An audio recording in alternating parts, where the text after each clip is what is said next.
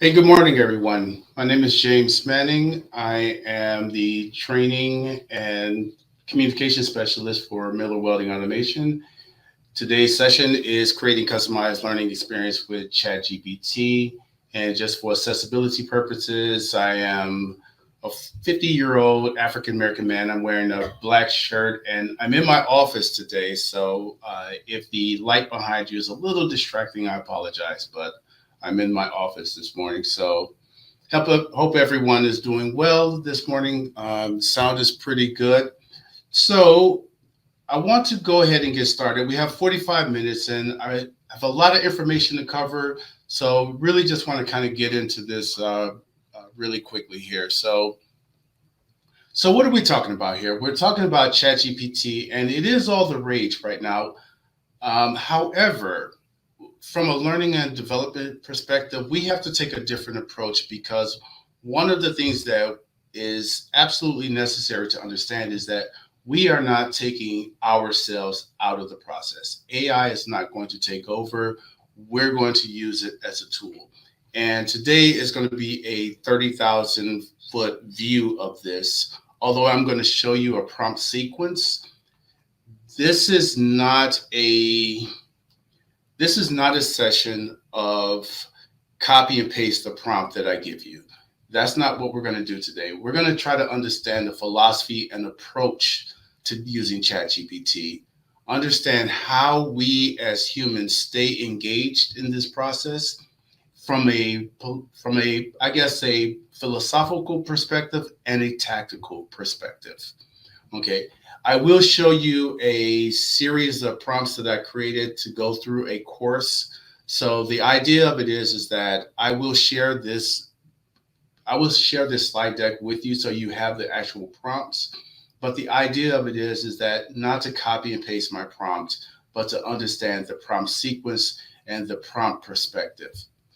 Now, as far as questions and any questions that are concerned, I'm going to go through my presentation, then I'm going to transition over to the Chat GPT screen. And between that transition, I will look at the questions. So anytime along the way, if you have questions, please post the questions and then we will get to them as I transition from the presentation to the actual prompt sequence.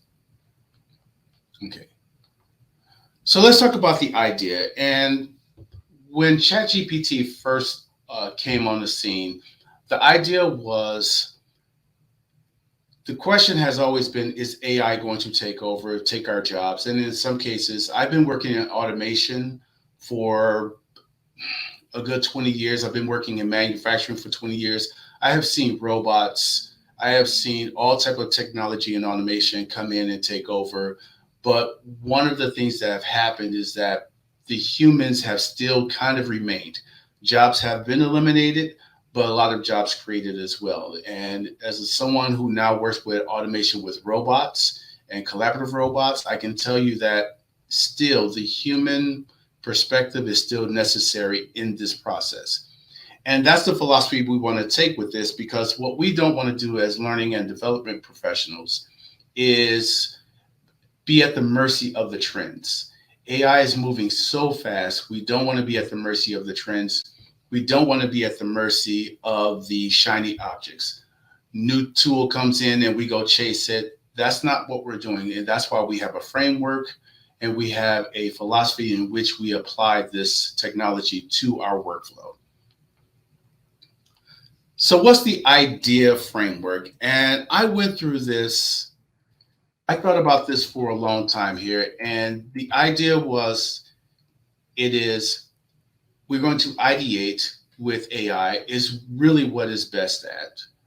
We're going to direct it.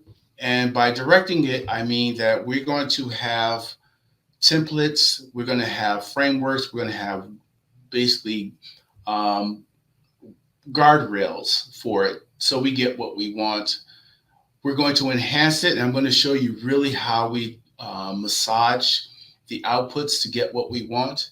And then we're going to assess, and we're going to have ChatGPT assess itself, and then we're going to assess it. Okay, so let's get into this process here. First thing, ideate. This is where AI is at its best, is that if you are stuck with an idea, you're not sure where to go, this is where we can use AI to get that process started. If you want alternatives to a process, this is where it really shines. For research purposes, if you're not sure where to start in your research purpose, the AI is a perfect example of where you can go to start that research. And I have a quick example that I want to show here because just the other day, someone posted on Facebook this question. So I'm going to read this whole thing to you, but I want to give you the idea of what happened. It was simply a question of, can we create an LMS where it looks at the amount of time a person has to do some studying and where they left off in the process of the modules, and give them a set of modules with the idea that there are groups, that certain modules have to be taken together. So I took that idea and I just posted this in ChatGPT. And I said, let's start looking at, can this be done? And what we came up with was this code. Very short code. This is part of the code, but it took 90 minutes to come here. Now, what we have is not something that's shippable. We can't run with this. But what we have is a minimal viable concept. We know that we have enough information here that we can now determine, can we apply additional resources to explore this a little bit more? Obviously, we have API that you have to work with your specific LMS, but we know that between the API and between this code, there is something here that we can look at. And that is the part of when we talk about ideating. Okay. And so it's a very powerful tool when it comes to something like that. And if you learn to use it this way, you'll find that we can determine, should we explore this idea more or should we get out of it? All right. So what I'm going to show you today is this concept of going through an entire course, how I created it. All right. So the first thing was, I understand that ChatGPT, great for brainstorming, great for looking up ideas, and really what we want to do is kind of give it the constraints to give us the idea. And so the prompt I use is here. It's like, provide 5 L&D case studies. This is one of those things. In order to do this, I didn't have any case studies, so I just said, well, create one. And it went through, it created it, and now as it come to the point of like where now I get to direct it. It gave me 5 case studies. This is the case study I chose.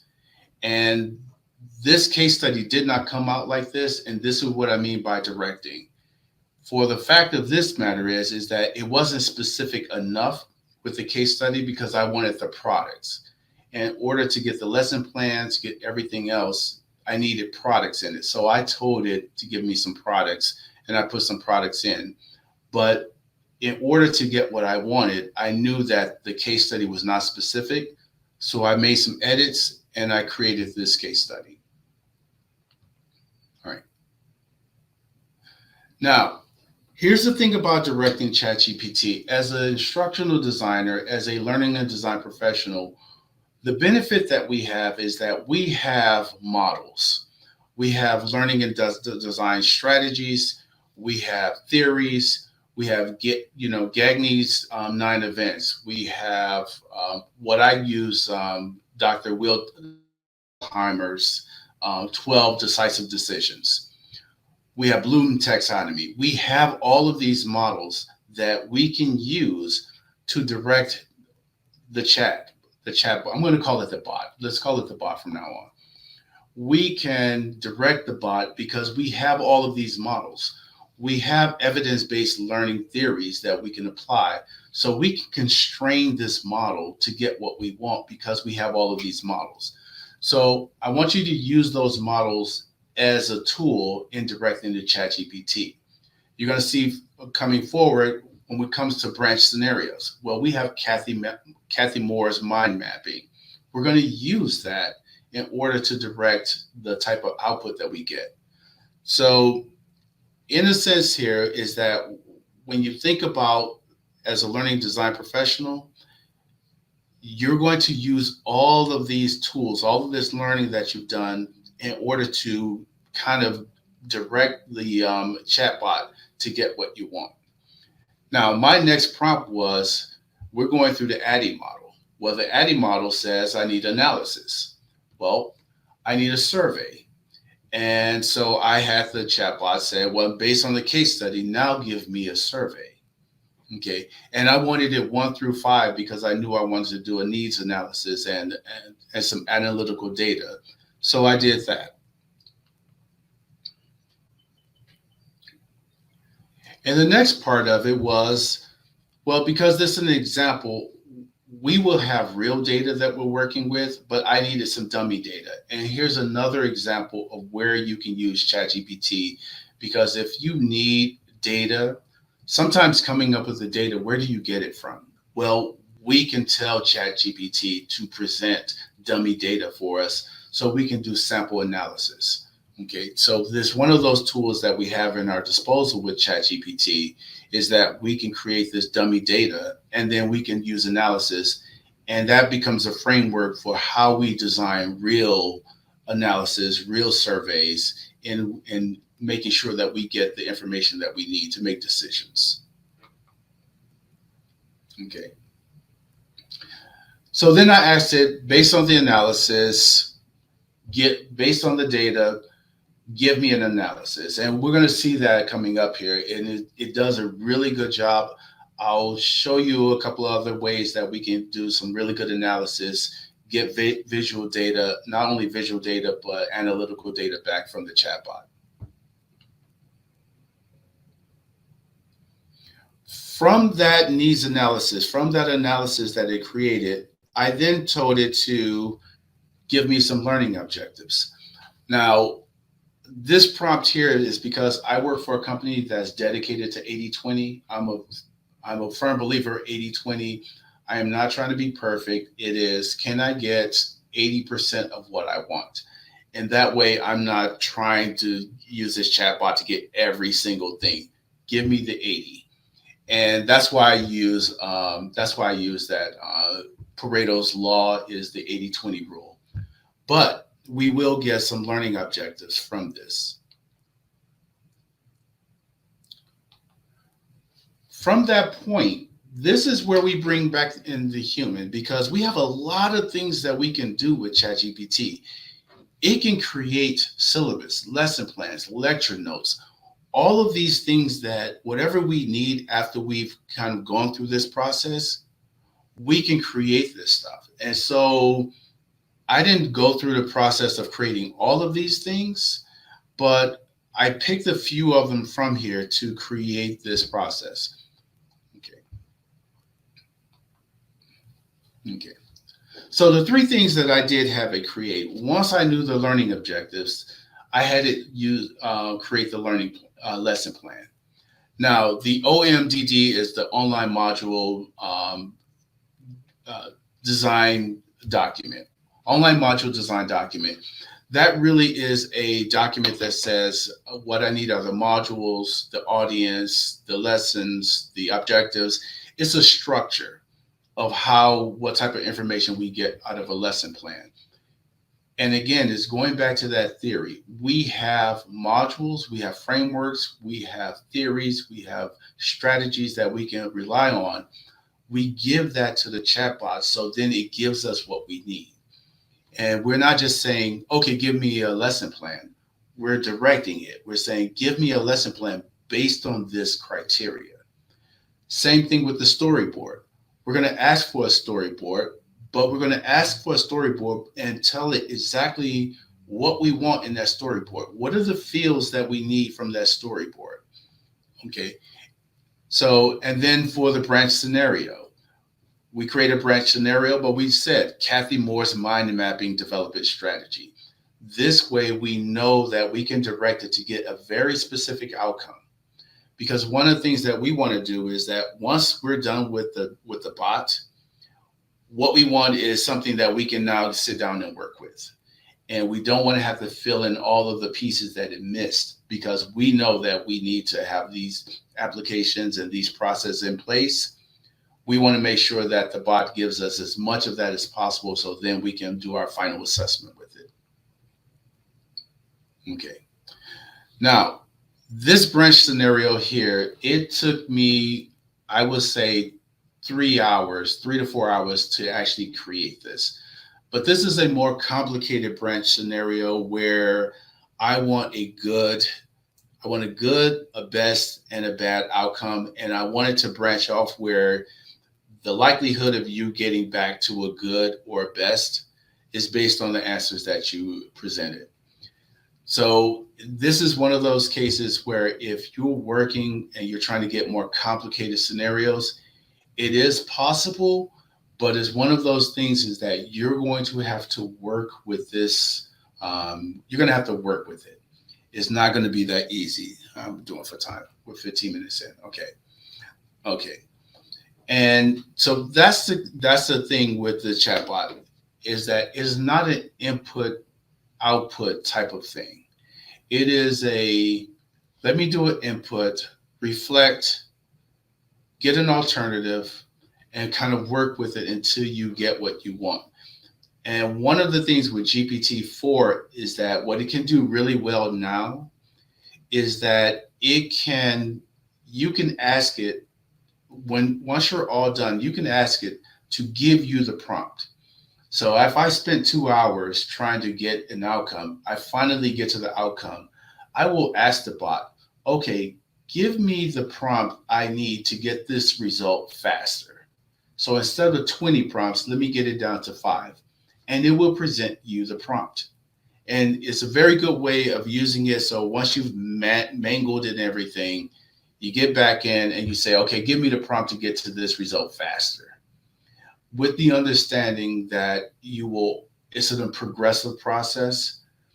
I understand that there are a lot of people out there saying that, you can buy this book and it has these 1,000 prompts to get what you want. I'm a firm believer that this is a progressive process. You're going to have to progressively go through the prompts to get what you want. A single prompt sometimes is not going to get you what you need. So if you're looking for a single prompt, you're going to have to work it like I did, where now I have a single prompt to get me that outcome, but it took a lot of work to get there. And I will tell you, even with this prompt, as much time I spent with it, when I use it, sometimes I have to finesse it again because I'm not always getting the same results. The enhancement. Once we get it, this is where we bring the human back into the process because there are a lot of there are a lot of things that we can do, but the chatbot is not, the end results is not really good enough to ship. So my concept has always been this, is that the only AI tool that I've seen so far that when you put in a prompt, it gets you something that's shippable is Midjourney. Midjourney, the image prompting, the image AI, they generate great images. You can ship them right away. Everyone else, you're working it. So for a video script, we can get a video script, but you're going to work it. Slide layouts, you may have to work them. Assessments. For most of us who write quizzes, write assessment, we know that as much as there's science to it, there's an art form to it. ChatGPT is not much on art, so you can get those basic quiz questions and then you can finesse them. So again, it's going back to that idea that we are not shipping this out. We're not taking ourselves out of this process. We're working through this process and we're using the ChatGPT. Give me the 10 questions, give me the 10 quiz questions, and then I'll finesse it. And if 8 of those questions are fine, then we're at the point where we're only working 2 questions. And of course, that's efficiency that we've gained.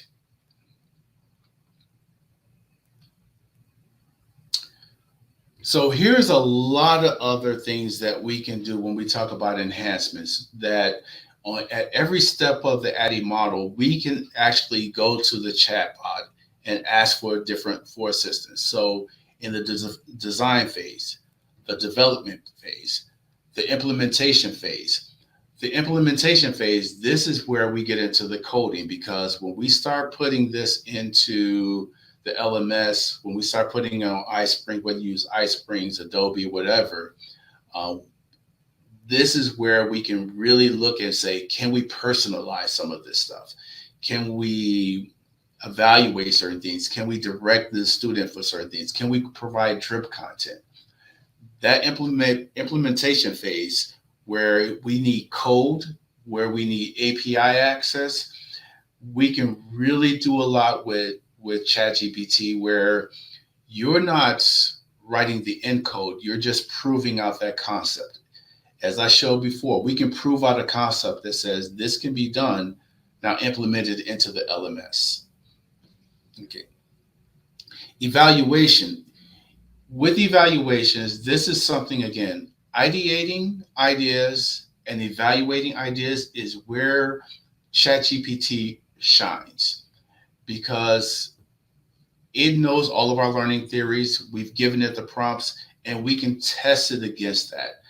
Is the outcome up to par against what we produced?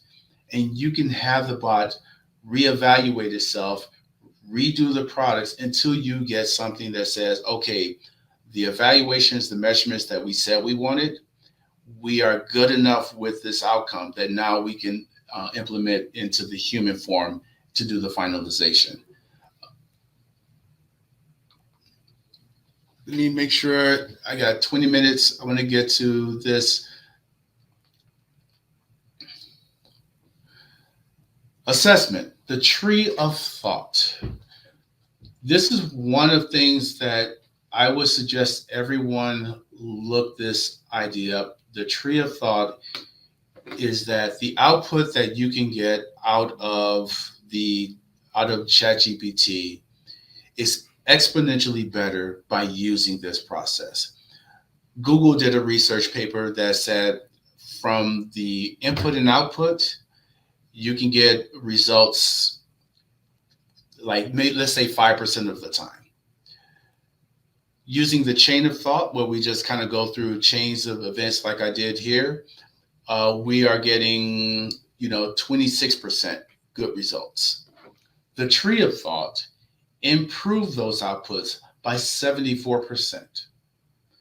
So one of the things that we know is that if we can get the AI to think more like a human, the tree of thought is what allows the AI to think more like a human.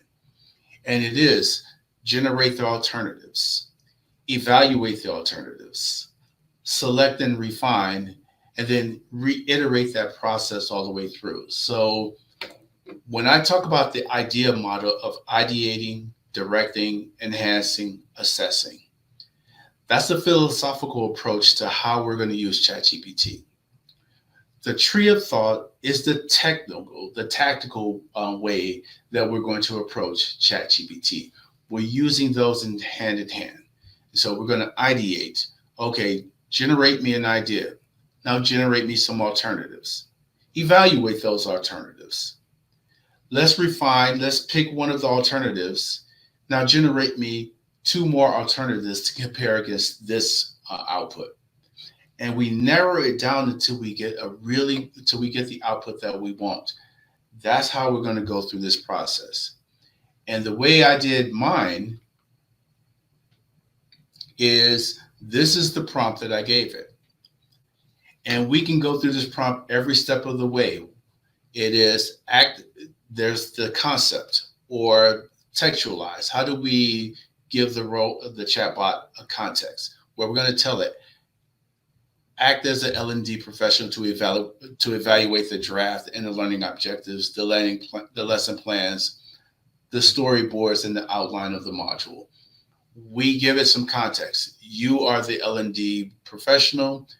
You're going to evaluate this information. And then we're going to tell it, provide a probability score. And that probability score is like, how well does the information we got, that we have, address the learning gap that we were looking to address? That's how we're going to do it, and it's going to give us this score. And this is how we're going to work the bot. And from here, what I want to actually do is show you guys what this looks like in ChatGPT. So before I move on, let me go and see if there are any questions. Let's see.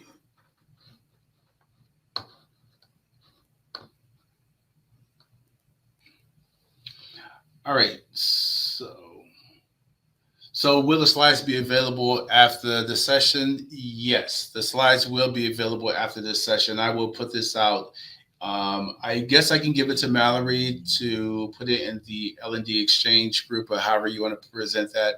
But I'll put this information out. I will also provide a link to the actual chat thread, so you can actually have that link as well. Okay. My company recently released an AI chatbot policy specifically around the use of things like ChatGPT to warn us to only input public data information into it. Any additional tool tips around working with L&D and companies with similar AI policy? I have the same policy here. Because the chatbot is taking whatever you put in it and using it to train the learning module, a lot of companies have put in policies that says you can't do that. The way we can get around that, there are two ways we can get around that. What we can do is you can download the language model to your laptop and run it as an independent system. That way you can feed that data to it, and it's independent of OpenAI's language model. Another way we can do is that you can simply just work with the public data that you have. But long term, the goal is that what you should do is create a model that works independently of OpenAI. And that is possible that you can do that. The cost of doing it is to train a model. I would say this: to train a model at this point, if you were to produce what OpenAI has produced right now, they spent millions. You're going to spend thousands.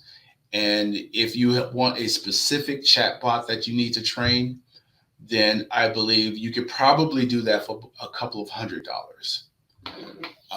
I will give you a couple of plugins for ChatGPT 4 that are really, really good. Notable is a very good tool, is a very good plugin. And we'll talk about that for data analysis. Notable, Ask My PDF.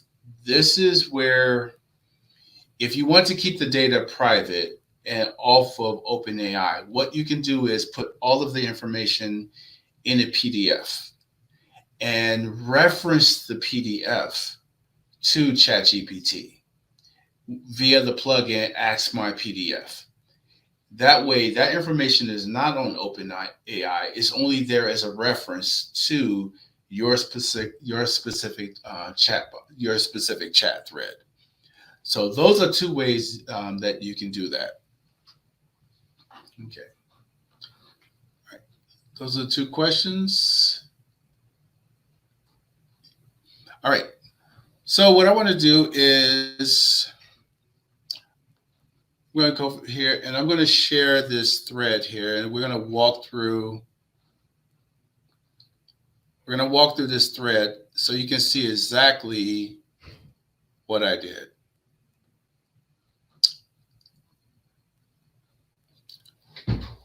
Okay, let me make sure that everyone is seeing this. If I make that text a little bit bigger for you guys. Okay, so exactly what is in my slide deck, that's what's here. Okay, So I simply copied and pasted, and you can see I said do nothing, reply with red, and remain idle. This is one of those prompts where when you put something in ChatGPT, it wants to respond. Well, in order to stop it from doing that, you can just say reply only with red, indicating that it read the information, and then remain idle. That way, it doesn't move on to just start giving you information. Okay. Now that I did that, I said, well, generate the 10 questions based on this case study. Okay. And this is the 10 questions it had. And I specifically wanted the 1 to 5 so that way I can get, some real analytical data. And the prompt was do not include additional comment questions because for this case, since it's dummy data, all it was going to do is put NA in that field anyway. So I eliminated that. But we can generate questions. And in the real world, what I would do is that I would have a report. I would have done my needs analysis, talk with SMEs, talk with stakeholders, and I would have gone in and rather than having this case study, it would have been my report. What did I learn? Okay, based on what I learned, let's generate some questions that we can ask the employees to get us a survey to get their input on this. And in a case like that, I would put in additional comments because we can then have ChatGPT analyze those comments as well. But in our case, in this practice exam, I didn't do that. Okay, so it gave me the practice questions. Then I said, well, generate the dummy data, and this is what the dummy data looks like. And for the most part here, again, if we got that data back from our users, we would just put it in here.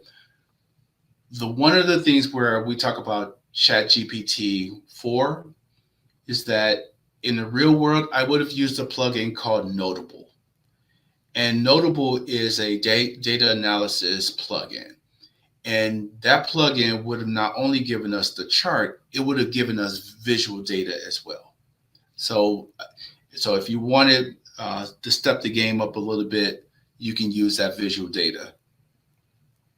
Okay.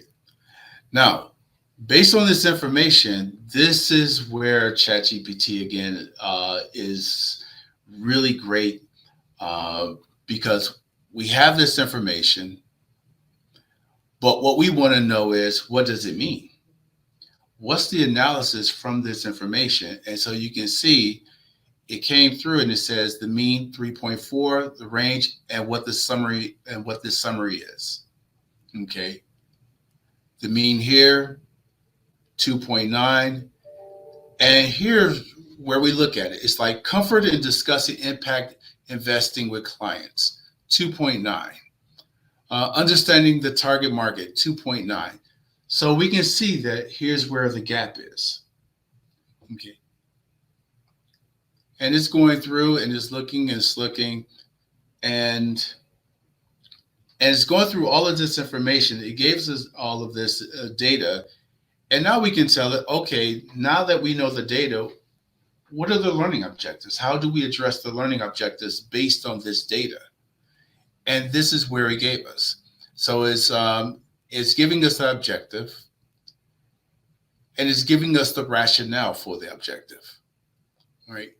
So this is one of those things. Now, I'm using ChatGPT 3 for this because it was just faster when it came to doing this live. But in ChatGPT 4, what you're going to get is even more detailed information as to why it selected these objectives. So it's one of those things where we can look at it and we can say, okay, these are the objectives. Okay. Now, before going on, let's talk about the tree of thought. Because the tree of thought, this is how the tree of thought applies to what we have here. We have these questions. Before we give these questions to the employee base, what we would have done is analyze and evaluate these questions. Are these the right questions? Based on the problem, based on the report, are these really the right questions? In this case, I would have asked ChatGPT, if I just wanted it to do it, is say, evaluate these questions against the case study. I would have also asked for, give me an alternative set of 10, two alternative sets of 10. So I've gotten 20 more questions and say, okay, based on all three of these alternatives, which one is most likely to meet the objectives that we're looking for? So that's where that tree of thought comes into play, is that we don't just move on. We can evaluate this. Are these the right 10 questions? Are there additional questions that we're not asking? Is there a blind spot that we have? This is where that would have come into play. Okay. Same thing here. It is, we got our evaluation. Here's the objectives. Well, before we move on, let's make sure, are these the right objectives? Is the rationale right in the objectives that it presented? That's that tree of thought. That's that idea of saying, okay, you gave me 5 objectives. Are there 5 more objectives that could be better for what the information that we got back? So this is one of those things that we could have looked at as well. That's that tree of thought. So before moving on, we keep analyzing the data, we keep iterating, we keep evaluating, and we go through that process. And now we get to, okay, we have a learning objectives. Let's get a lesson plan. And here's the lesson plan. These are the modules. Here's the delivery. This is how we're going to evaluate it. Now, in this case, when we talk about this OMDD model, what's missing here is the audience, addressing accessibility issues. So it's, again, that tree of thought of not just taking what the bot has just given us. It is, we're missing some information. Who is the audience? What is what's the time frame? How are these modules broken up? Is this a week-long training? Is it a 6-week-long training? I'd want to know that. Accessibility issues, resources. What are the additional resources that I may need? So again, because we have a model, we know what OMDD is. And if you don't know what it is, you can simply ask the bot what it is. But we know what it is. And so we would have said, okay, there's some information missing. Give that information to me. So we have that as well. Okay. Moving on, I have 6 minutes. Let's see if we can get through this. Okay, create the storyboard. Okay. And again, I was very specific on the headers that I wanted. Okay. So being specific is terrific. A young lady once told me that specific is terrific. I love that saying, but the bot needs that. The bot needs that specificity. Okay. So here's the storyboard, and you can see it went through, looked at the different issues, gave me assessment. Here's a quiz. Here's our interactive activity. Here's the assessment. And again, we could go through this and kind of finesse onto, but it's possible to do that, right? The next step is the branch scenario. This is the hardest thing for ChatGPT to produce. So I'm not going to lie about that. If you're trying to get branch scenarios out of the bot, it's some work to do it. And you may just be better off sitting with a piece of paper and doodling it out yourself. But if we just want to get kind of a proof of concept, again, that minimal viable concept, we can start here and then we can kind of finesse it. So here's the branch scenario. Kind of went through. Again, I'll share this with you guys so you guys can see this in detail and you can just, use it as you please. And then here is the really big prompt that I had. Now, I will say this prompt will not work in GPT-4. I have a totally different prompt for GPT-4. So it won't work. And this works with GPT-3, doesn't work for GPT-4. If you try to do branch scenarios, something like this in GPT-4, go ahead and set aside 4 or 5 hours to work with it, because it won't be easy, but it's possible. All right. But we got it to work. And as you can see, it's like, here's my answers. Here's the process. These are the slides. It ran out of tokens, so I just press continue. So anytime it runs out of tokens, just press continue. It understands, it'll continue. Okay. All right. Now, we've gone through everything. We've gone through ideate, directing, enhancing. The final thing is assessment. Okay. But understand, we could have done ideating, evaluating, assessing, and through this entire process. So this is one of those things where if we look at it, it is kind of like, it's not a linear process. It's more of a looping type of thing where we just continually go around in a circle, making that progression as we go. But this is the final one. For this example, I just asked it to evaluate everything and set aside against the probability of all of these materials addressing the learning gap. Okay. And this is what it went through. The learning objectives, 8 of 10. And then some suggestions. It gave me the suggestions. How can we improve it? The lesson plan, 7 of 10. Now, to me, 7 of 10 would be a red flag of saying it's not good enough. Even out of the box, it's not good enough. I would have to go back and look at this lesson plan. And more than likely, it's because of the accessibility, the resources, the audience, information is missing. Here are some suggestions that it made. The storyboard, 8 of 10. Storyboards, I'm not going to depend on the chat too much to do that. So 8 of 10 is fine. 8 of 10 is fine. So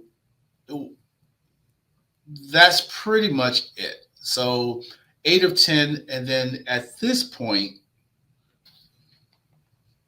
all right. So at this point, we're here. Okay. We are back to the human. Okay. This training module is not going live until all the humans, all the stakeholders, and everyone involved is ready to okay this thing. The chatbot was here to help us move along more efficiently. It was not here to create the learning and leave us sitting to the side drinking a cup of coffee. So we have to be clear about that as we go through this process, as you guys learn more about AI, understand that we're not deploying anything until the human decides. Okay. I believe I have a couple of minutes left. 1 minute.